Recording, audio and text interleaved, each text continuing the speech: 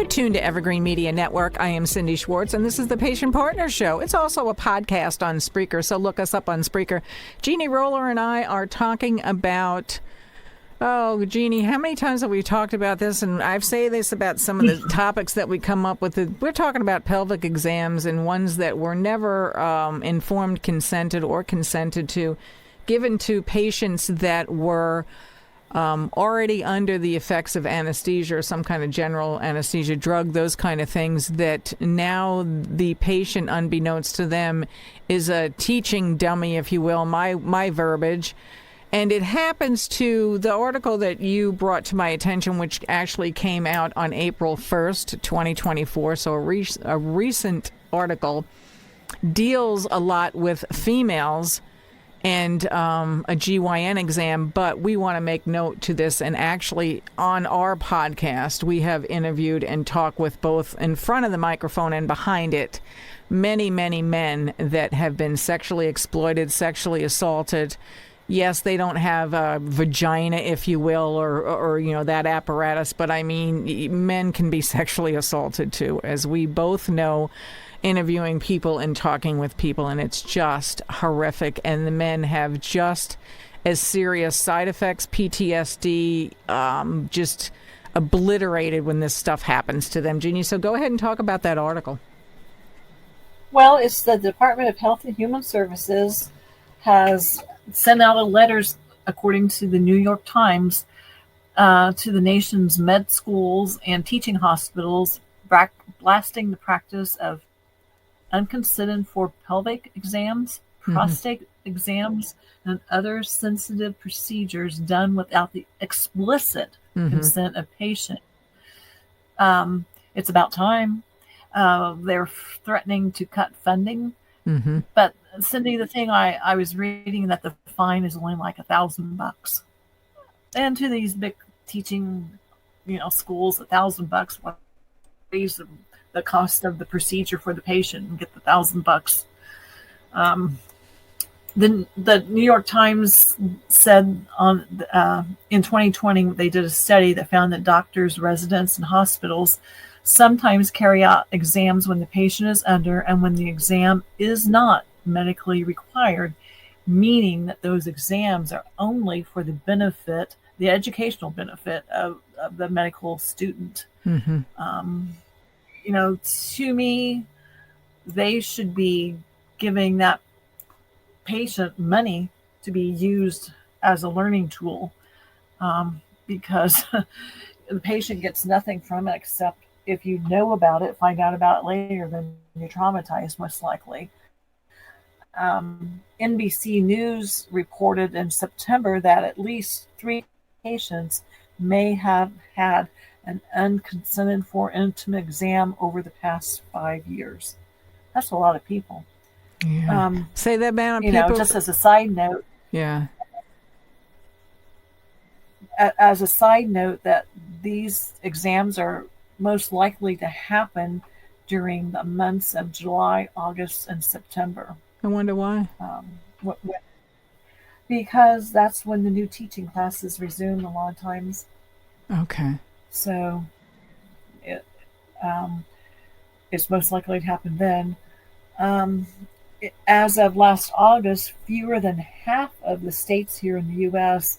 have made laws restricting pelvic exams without consent. I mean, less than half. I think I read it was 21. Some states have made more harsh laws than others. I think Colorado is one who has a really good law prohibiting those types of exams. My state, Indiana, has done nothing.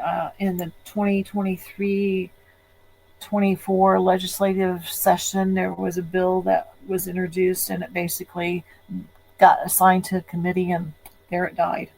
Yeah. So Florida did address it. Governor DeSantis did address it, where you have to specifically sign for that procedure, even in an office for your OBGYN appointments each time, and also for surgery. But You bring up a valid point, certainly, and I can imagine, how horrific it would be. And I don't know if it's happened to me in surgeries. I have no idea, because no one really is going to tell you. And there have been cases that have been reported, certainly in the media, the mass media, if you will, that the patient found out after the fact, and you're just devastated. I mean, Right. I don't care if you're a man, woman, either one. It's devastating. It's absolutely devastating, because it's like you don't even have control of your own body, and you didn't sign. And I believe the case that I'm talking about that did come to the forefront of the news was a person that didn't realize and maybe asked why her feet were being put in stirrups when it wasn't a gynecological procedure that she was having. Mm-hmm.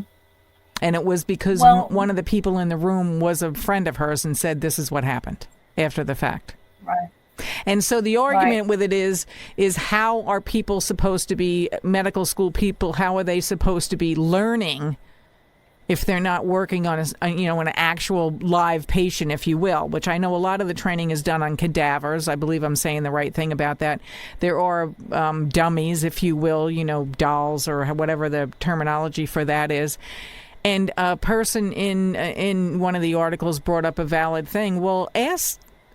You probably get however many percentage of people that'll say yes. And the percentage of people that say no, it's their body. I wouldn't want, and also they talk about it's not just one person that's giving you this exam while you're under the anesthesia. It's more than one a lot of times. 3, 4, 5. I mean, I don't think I'm being facetious about that. It's, so what do? Just line up and say, okay, it's my turn to do this exam on this woman or this man? I mean, come on. This...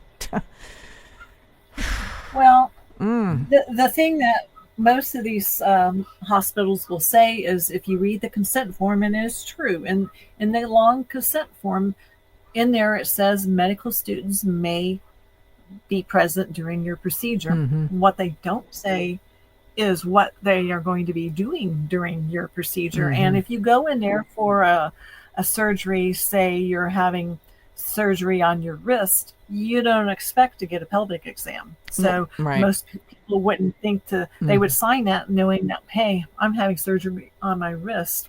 Why would I be thinking about having a pelvic exam? Right. Well, yeah. So, valid point, because if you, in all honesty, I mean, I would do that. I think 99% of the people would do that. If you're signing a consent form that says, yes, there may be medical students in the procedure or whatever, you're thinking in the procedure because you're going to have your collarbone fixed or something like that. Yeah, that's fine. Let them learn how to fix my collarbone, or like you said, your wrist. You're not thinking that these people are going to be doing a pelvic exam or, whatever kind of exam that they do. That's crazy. I mean, that's a complete, I'm sorry, it's bordering, in my opinion, on rape. I'm sorry, it just is. That's totally sexual assault. It is. Well, yeah. Well, certainly they need explicit permission. Yeah. I mean, it needs to spell out exactly what is going to happen, because it is, to me, sexual assault. Yeah, totally. If they do not get explicit consent. Mm-hmm. So, and that goes for female or male patients. Yep, absolutely. Yes. They do it to both. They do it to both. And the patient isn't fodder, if you will, because a lot of the stuff that I've read about it, and you and I have talked about this on the show and behind the scenes too, is it's almost like you just shrug your shoulders and say, well, they're doctors and they're trying to learn, kind of thing. Well, I'm a patient and I don't want to be violated like that. I don't want to be in a room full of people with everything out for everybody to see. Okay, so you've seen blah, blah, blah, blah, blah. Well, that's not a valid defense either. Yeah.